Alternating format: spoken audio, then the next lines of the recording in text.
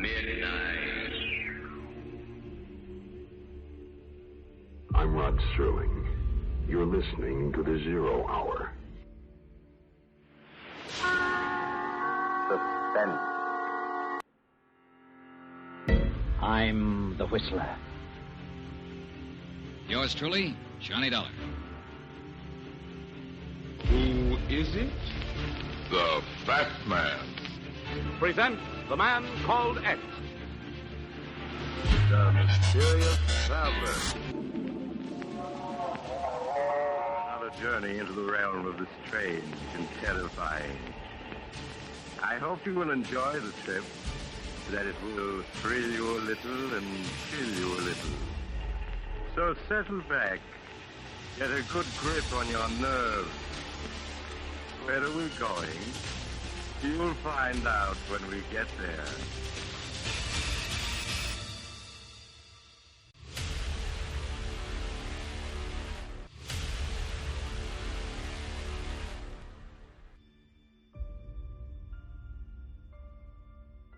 Hello everyone, and welcome to Drama and Theater, brought to you by Duane Old Time Radio. Drama and Theater features some of the best programs from the golden age of radio, including Escape, The Fat Man, Suspense, The Whistler, Zero Hour, Yours Truly, Johnny Dollar, and many, many more. Before we start today's drama, if you enjoy what I'm doing, let me ask you to subscribe to my channel.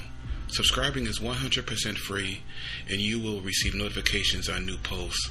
Lastly, if you have a moment, write a short 1 or 2 sentence review or give a rating on your preferred podcast service. A positive review or rating would help me out a lot. And now, on to the drama. And thank you for your support, as always. Hope you enjoy. This week we're going to listen to a drama from the Mollé Mystery Theatre titled Homicide for Hannah. This episode aired December 28th, 1943. Just a moment. Have you heard the Mollé Mystery Theatre? Don't leave your radio. It follows immediately.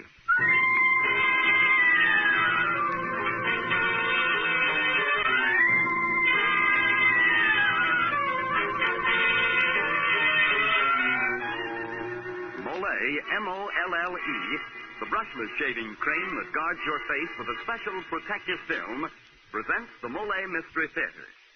This is a series of programs designed for mystery fans and for all lovers of exciting, suspenseful entertainment. Every Tuesday night at this time, you are going to hear one of the great mystery stories of the past, the present, or the future. They will be selected and brought to you by Mr. Jeffrey Barnes. Mr. Barnes, who has made a lifelong study of mystery fiction, is a connoisseur of fine detective stories. Mr. Barnes. Good evening and welcome to the Mollé Mystery Theatre. Our story tonight is a fast-paced, up-to-the-minute mystery by Dwight V. Babcock. Its title, Homicide for Hannah.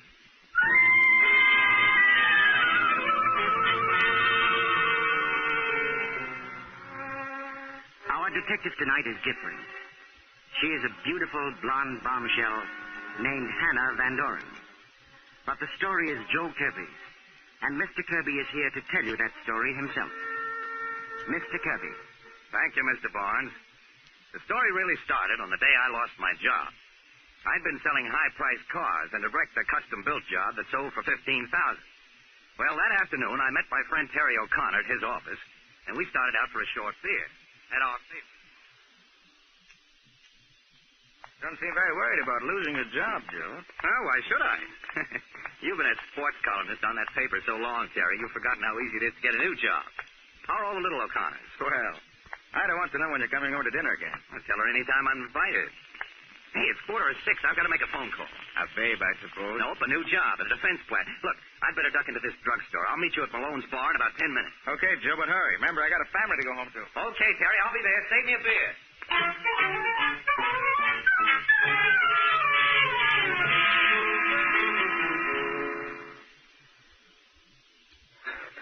Oh, there's Joe now. Hey, Joe, over here. Oh, hello, everybody. Hiya. Everything okay? Sure, everything's okay. Hey, who's the beautiful face? She's with George Engel here. Mm-hmm. How can a heel like that hit this pretty gal, huh? Lay off, Lug. She's mine. Miss Hannah Van Doren, may I present the eminent Joe Kirby of the pre-depression Kirby. Hello, Mr. Kirby. Hello, Hannah. Hey, Harry, give us a round here, huh? Okay, Mr. Kirby. Well, I hear you lost your job, Kirby, so I suppose you're broke. In a manner of speaking, yes. But I'm looking for Steve Wurzel. He owed me $200. You got a fat chance of collecting. Here we are, Mr. Kirby. Hi, Harry. Say, have you seen Steve Wurzel around? No, he hasn't been around all evening, Mr. Kirby. Funny, this is one of his hangouts. Well, here's to you, Harry, the best bartender in town. Who is this Steve Wurzel, Mr. Kirby? The spoiled son of the head chemist of the Smith factory. And when I say spoiled, I mean rotten. Sounds like quite a lad. A heel. And I'm going to collect my dough from him tonight or take it out of his hide. I know an easier way to make money. How about coming out to the racetrack tomorrow? I got a good horse in the fourth. Well, that's an idea. But I'll need the dough Wurzel owes me to take Miss Van Doren with me. What's your number, beautiful? I'm in the book. Hey, stop trying to chisel in on my woman. On second thought, maybe she's just what a deadbeat like you deserves. Sour grapes, you're just jealous, Engel. Down around City Hall, they call her Homicide Hannah, the gorgeous ghoul. She's bloodthirsty.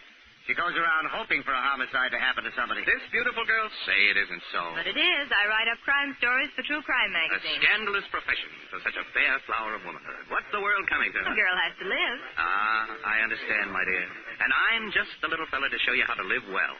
Now, I'll call you for that date in the morning. Now, if you'll excuse me, I've got to get my beauty sleep. You coming with me, Terry?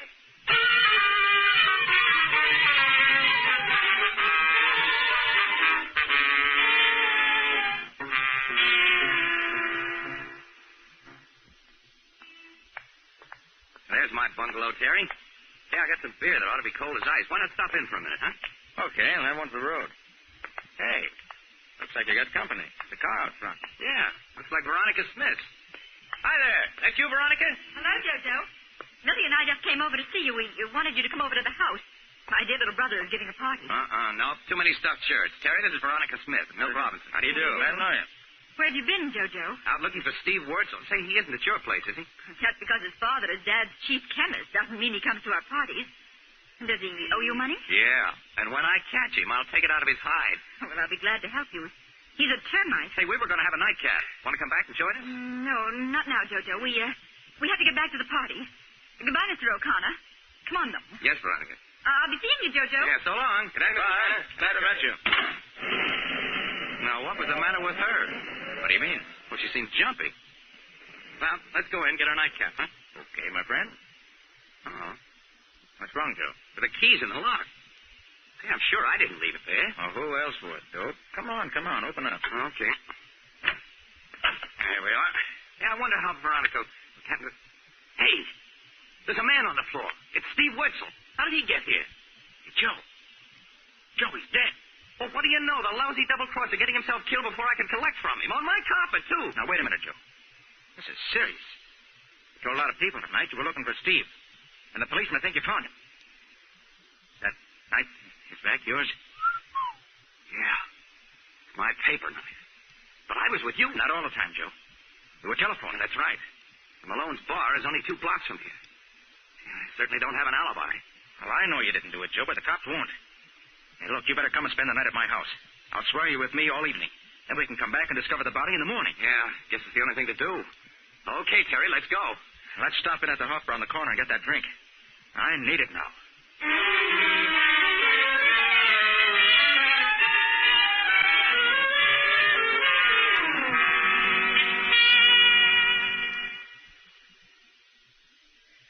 Hey, look over there in that booth.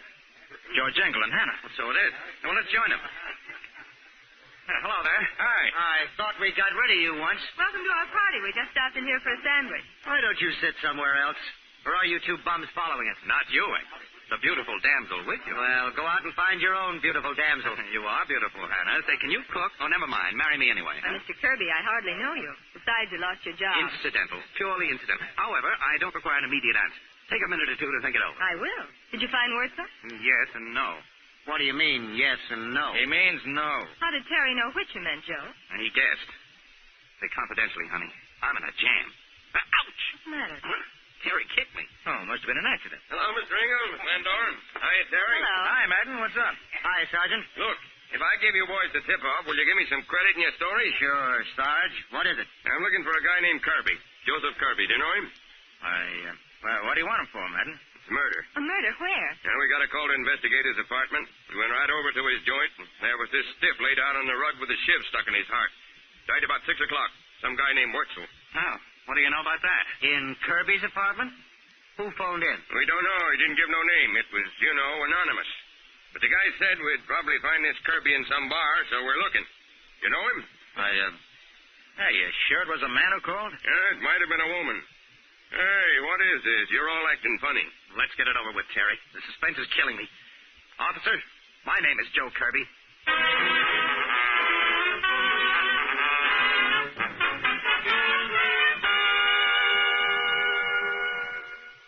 he is, Inspector. I found him in a bar around the corner. Okay, Madden. For the record, Kirby, what's your full name? Joseph Jefferson Kirby. What are Miss Van Dorn, Engel, and O'Connor doing here? We were with Joe, Inspector, so we came back here to see if we could help him. And Joe didn't kill Wurzel either. Take it easy, O'Connor. Nobody said he did yet. But we're going to find out. Did you kill him, Kirby? Sure he killed him. What's the idea, George? I did it all for you, baby. It's a Christmas present. A homicide for Hannah. There's your motive, Inspector. Why, for 2 cents, I punch you in the nose, Engel, joking at a time like this. Don't try to be funny about this, George. Terry's right. I know he didn't do it. Did you, Joe? No, I'm afraid not. Not even for you, Hannah. Anything else, but not that. Hey, wait a minute. I'm still handling the investigation around here. Where were you between 5 and 6 this evening, Kirby? He was with me. All the time, O'Connor?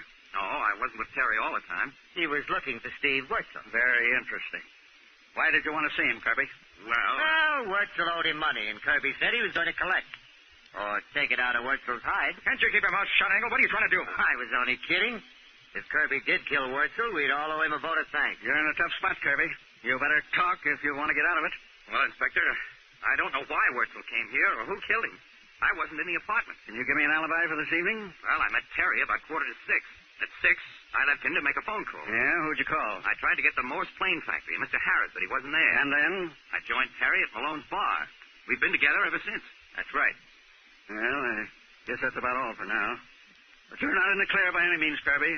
I won't pull you in yet. Thanks for nothing. Well, Terry, my boy, how about you and me getting down to the paper, knocking out some copy of this murder? It'll be a scoop for us. Yeah, guess I better. Coming with me, Hannah? No, I want to stay and talk to Joe a few minutes. What are you up to, Miss Van Dorn? Why, nothing, Inspector.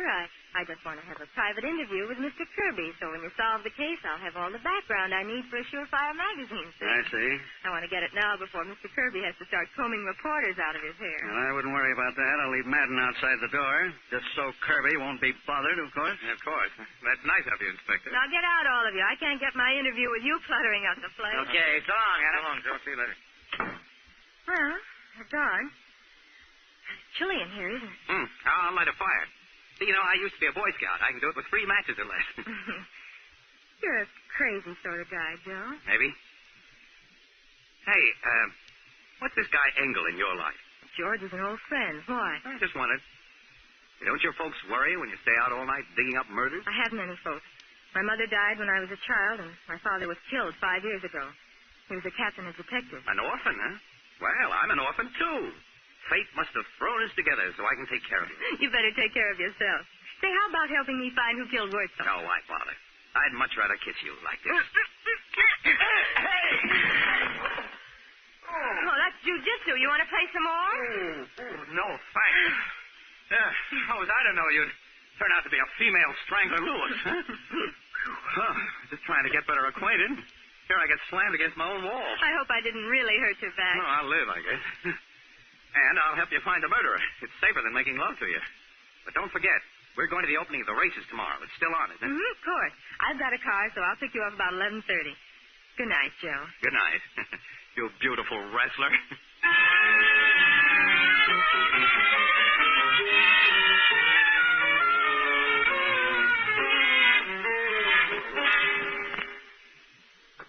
Who is it? It's me, Madden. There's a couple of people here to see you. Miss Veronica Smith and Milton Robinson. Send them in. Oh, hello, Veronica. Hi, Milt. I just had to come to see you, Jojo, after reading this morning's papers. Horrible. Sorry for you, Kirby. I just got up. What's the paper say, Veronica? You're suspected of killing Steve Wurzel in a fight about money. My, how these newspapers do exaggerate. Say, were you inside my place last night, Veronica? No. No, we weren't, Jojo. We just knocked on the door and there wasn't any answer, so we left. That's when we met you. Then why wouldn't you come back with me? Well, we had to get home. I had to get to the party, and Milt had to get home to his mother. You see, she's blind, and she gets frightened when Milt is away too long. Isn't that right, Milt? Yes, indeed, Veronica. Yes. Okay, that's your story. I didn't mention you to the cops anyway. Thanks very much. Madam said you're up, so I'm just walking in. Oh, I didn't know you had company. Oh, it's all right, Hannah. Hannah, this is Veronica and Milt. How do you do? Hello. Joe, your taste is improving. She's a lovely blonde. And that she is, and we're off to the races. You all going? Yes, we are, and I have my station wagon. We can all go together. Swell. Well, what are we waiting for? Let's go.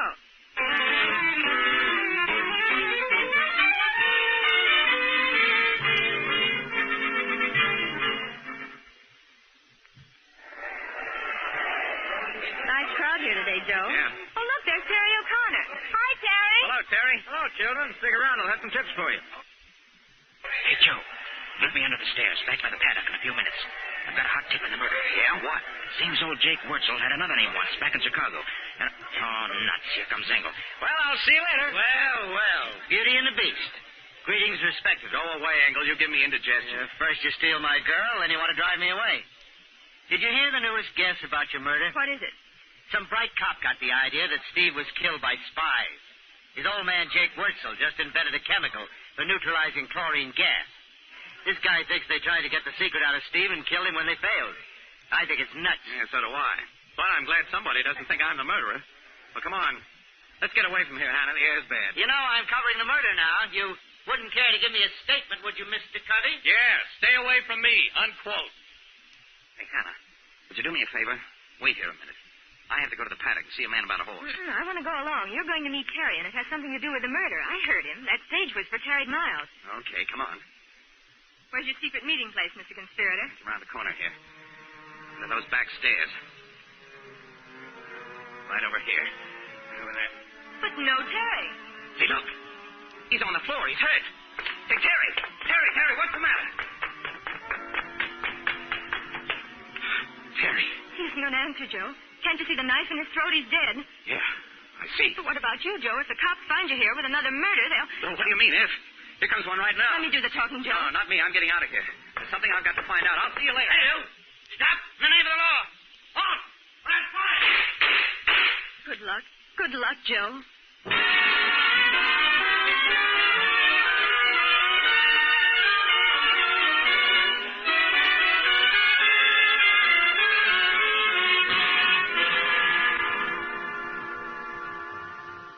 Well, mystery fans, there's nothing like a few pistol shots to start some action. And plenty of action is just what we're headed for when our Mollé Mystery Theatre play resumes. You know, Mr. Barnes, what you just said is exactly Joe Moran's idea. Yes, Dan, how's that? Well, my old friend Joe is a real Mollé fan who wants every man to enjoy the better shaves it gives. And he says that one good way for me to remind folks of how good Mollé is and to stir them into action is by firing a pistol shot or so. So, and what are you going to do about it, Dan? Well, just this. Gentlemen, of course you realize that the little nicks and scrapes you got while shaving today will make tomorrow's shave all the more difficult. Well, why don't you buy Mollé, the brushless shaving cream that puts face protection first. Mollé has a special protective film, a film with more real body and substance than light fluffy cream. That film acts in a positive way to guard your tender skin from irritating nicks and scrapes. Also, Mollé contains an abundance of beard-softening ingredients and plenty of bland, non-irritating oils. So, gentlemen, to enjoy shaves that get better and better as Mollé's protective film guards your face from nicks and scrapes, why don't you just... Yes, that's right. Shoot around to the store and buy a tube or jar of M-O-L-L-E, Mollé Brushless Shaving Cream. Well, I'm out of ammunition and my story's told, so now here's Mr. Joe Kirby to bring you Act 2 of Homicide for Hannah. Well, after Hannah and I found Terry's body at the racetrack, the cop tried to stop me. But I got away and grabbed a cab into town. Terry had mentioned a clue and said he wanted to tell me more just before he was killed. Maybe he had told his wife something about what he learned. It wasn't much to go on, but it was my only chance. So I went to see Ida O'Connor at their home on Laurel. They told you, Ida? You know about Terry? Yes. The paper telephone. He's gone, Joe. Terry's gone. You know, they're saying I did it. I did it. Yes, I know. But I don't believe it. Well, you were his friend. Thanks, Ida. Now, you've got to buck up for the kid's sake. We can't bring Terry back. But I want to do something about it. And maybe you can help. How? When Terry was home last night, did he say anything about what he was working on, about what happened at my place last night? Well, yes. He was all excited. He said he had a chance to clear you completely, and it would mean a big bonus for him and maybe a raise. Where had he been, Ida? Well, he'd been at the office going through some old newspapers. He showed me one of the clippings. A clipping? You remember what it was about? It was about a murder trial in Chicago back in 1925, I think. A man named Wilson had killed another man, had been acquitted. There were pictures of the men. I didn't read it except for the headline. It's not very definite, but I'll try to run it down. Now, you keep your chin up, Ida. I'll get Terry's murderer if it's the last thing I do.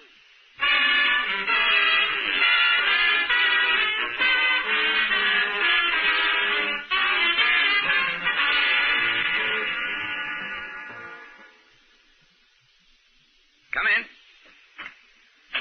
Hello, Hannah. Oh, I thought you'd do something dumb like coming back to your own apartment where the police can find you easily. Well, I can't get away from them forever.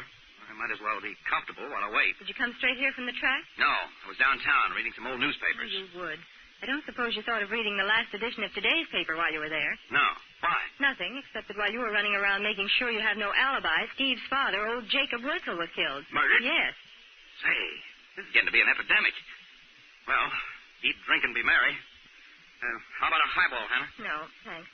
I want to talk to you, Joan. Please be serious. Yes, Hannah, I'll be... Oh, maybe that's the cops now. Come in. Hello, Jojo. You see, Milton, I told you he'd be here. Milton tried to argue me out of coming. He said you wouldn't be here. Well, I thought with the police after him. Oh, you did you? Well, sit down, Veronica. Thanks. We're going to have quite a little gathering here. I'm expecting the police any minute. Then we'll try out a little idea I've got. What sort of idea? Yes, what is it? Relax, Hannah. I'm just beginning to get smart. Now we wait for the police. Here, the boy detective. And I think I hear the ponderous tread of the law coming this way right now. And I thought you'd be here, Kirby, when I saw the visitors go in. I was especially glad to see Miss Veronica Smith arrive. Why? I have a witness who places your car here last night.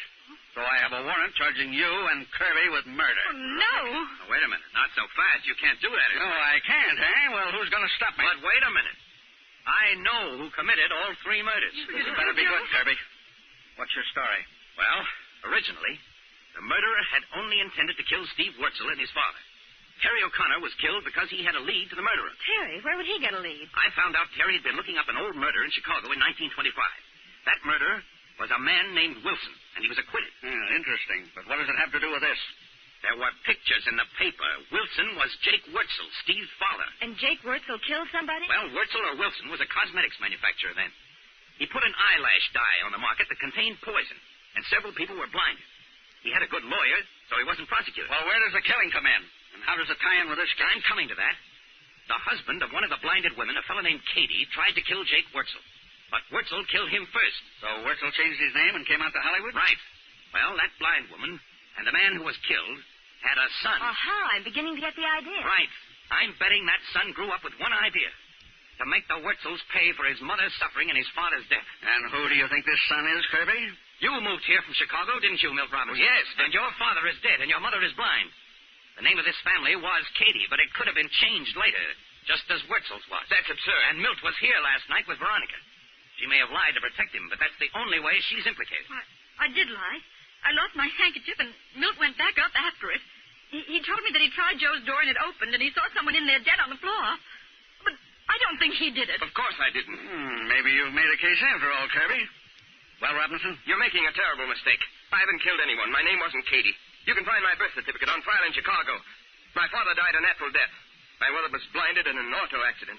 You can check all those things. That's true. I'm sorry.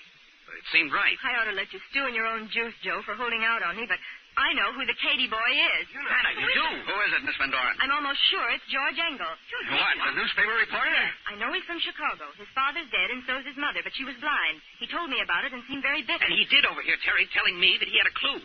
He could have reached the paddock just to hit him. I'm sure it's George Engel. He fits all the way around. Hey, wait a minute, though. He couldn't have killed Steve Wurzel. He was with you all evening. No, he wasn't. There wasn't any reason to mention it before, but he left me at the bar for almost a half hour between 5 and 5:30, the time when Steve was killed. That's just about when Terry and I left his office. You sure about those things, Miss Van Doren? Positive, Inspector. Joe's giving you the motive, and Engel's the only one who fits it. I think you better act fast, too. He succeeded in killing both Wurzel, so he'll probably try to leave town now. You're right. I'll get a dragnet out immediately. Well, I'm sorry about almost pulling you in, Kirby. Come along, Veronica. We'd better go, too. Yes, Milton. I'm really very sorry, Milton. Forget it, Kirby. Well, goodbye, all of you. Goodbye, Joe. Drop in again when I have another murder.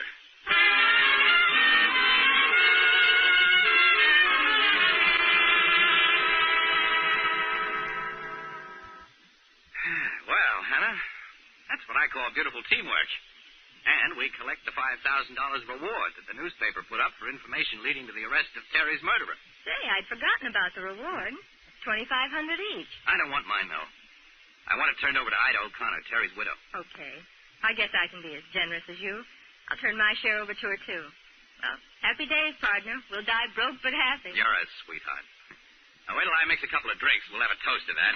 Don't rush off, Kirby. George. Yeah. Little Georgie, your pal, with a gun, you'll notice. So don't move. I was out in the kitchen, heard the whole thing. I hid until the cops left. I waited to kill you, Kirby. Too late, George. They know everything anyway. I know. I just don't like Kirby. Cutting in when you were my girl and for generally acting smart. Besides, one more killing won't hurt my record. This one's all for you and your story. Homicide for Hannah. You rat.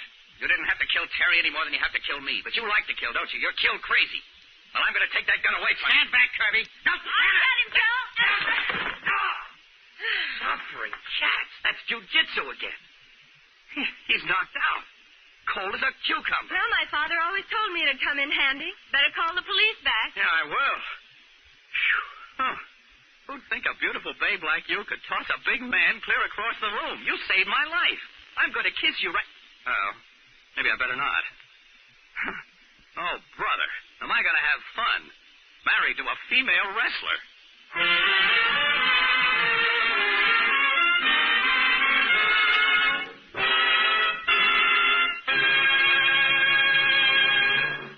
Ladies and gentlemen, you have just heard the Mollé Mystery Theatre presentation, Homicide for Hannah. And a very exciting, eventful case it was. Now we continue with still another case. One that I'm sure the men in our audience will find eventful and helpful. All right, then? Well, friends, this is the story in words and music of Wilbur. Wilbur used to be the sort of guy who woke up in the morning with a grouch. When his wife spoke to him, Wilbur would answer something like this. Yes, very grumpily. Because he was almost positive he was in for an unpleasant time with his morning shave. And as Wilbur shaved, as he nicked and scraped his face, his spirits got lower, lower, and lower. Well, finally, Wilbur listened to the Mollé Mystery Theatre one night. He learned how Mollé puts face protection first. He heard about Mollé's special protective film, a film that helps guard against nicks and scrapes because it has plenty of real body and substance, much more than light fluffy cream. So, Wilbur bought a jar of Mollé. And now he greets his wife every morning something like this. Oh, he feels swell since he discovered for himself that his Mollé's special protective film helps guard your face. Day after day, your shaves get better, better, and better. So, gentlemen, why don't you buy M-O-L-L-E? Mollé, the brushless shaving cream that puts face protection first. And now here's Jeffrey Barnes to tell you about next week's story. Mystery fans, we were unable to introduce our new detective, Jonathan Pierce, tonight, as previously announced. But he will definitely be with us next week in an exciting story about beautiful girls, antiques, and murder, entitled The Mystery of the Seven Keys. So be sure to listen in to Jonathan Pierce in The Mystery of the Seven Keys.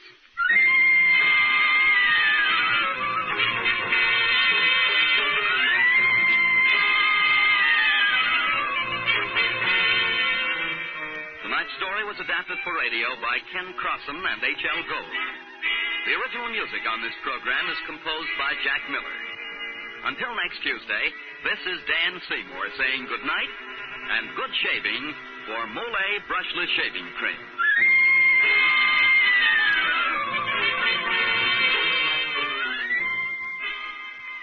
Do me a favor, folks, will you? Look at the sleeve cuff of your dress or suit. Chances are, if it isn't brand new or right back from the cleaners, it's a bit dirty. And if you had two heads, you could turn one around, and you'd see that the neckband of said suit or dress is soiled, too. But that's no reason to send the whole garment to the cleaners. Simply buy a bottle of Energine cleaning fluid and take out the dirt and the grease yourself. Energine works quickly and easily on grease stains. Energine is economical, too, and a mighty handy item to keep in the house for all tough and stubborn cleaning jobs. So tomorrow, get a bottle of Energine. This is the National Broadcasting Company.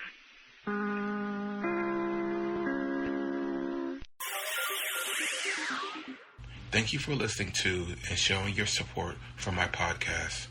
If you would like to receive notifications of when new episodes are posted, please subscribe to my channel.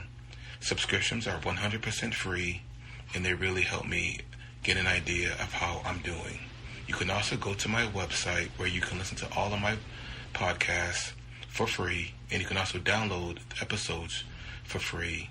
The website is otr.duane.media. There is also donation information on there if you want to show your support or become a patron.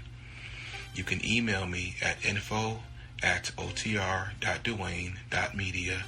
I'm also on Instagram at duane.otr.